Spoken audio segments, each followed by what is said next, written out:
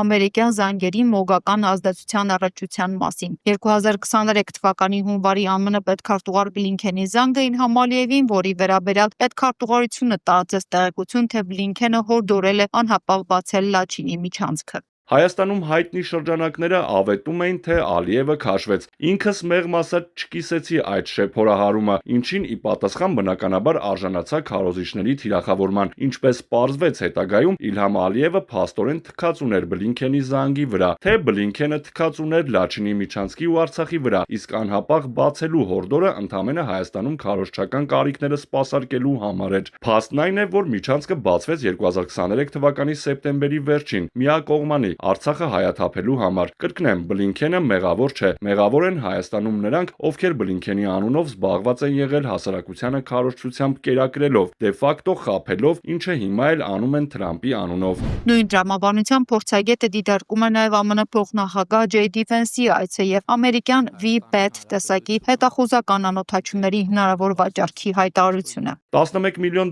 նշանակում է առավելագույնը մեկ համակարգ մի քանի դրոններով։ Սա լուրջ ռազմական հավասարակշռություն փոխող գործոն չէ։ Դրանք տեխնիկապես նորմալ սարքեր են, բայց դրանց նշանակությունը Հայաստանում ակնհայտորեն չափազանցվում է։ Այս պարագայում կարևոր է նաև տարածաշրջանային արձագանքը, մասնավորապես Իրանի հնարավոր վերաբերմունքը։ Այս անօթաչուները ենթադրում են ամերիկացի մասնագետների երկարատև ներկայություն Հայաստանում։ Սա բնականաբար կարող է առաջացնել Իրանի կասկածները, որ այդ ենթակառուցվածքը կարող է օգտագործվել իր դեմ։ Ես չեմ պնդում, որ դա անպայման այդպես կլինի, բայց խնդիրը օբյեկտիվորեն գոյություն ունի։ Թե Նենսի Փելոսիի, թե Ջեյ Դի Վենսի այցերը Հայաստանում հաճախ ներկայացվում են որպես անվտանգության առանցքային գործոններ, մինչդեռ իրական ազդեցությունը պայմանավորված է այլ քաղաքական որոշումներով։ Հայաստանի անվտանգության վրա վճռորոշ ազդեցություն չեն ունեցել ոչ ամերիկյան այցերը, ոչ էլ զանգերը։ Որոշիչ են եղել կոնկրետ քաղաքական պայմանավորվածությունները եւ դրանց գինը, որը Հայաստանը վճարել է ժամանակի ընթացքում։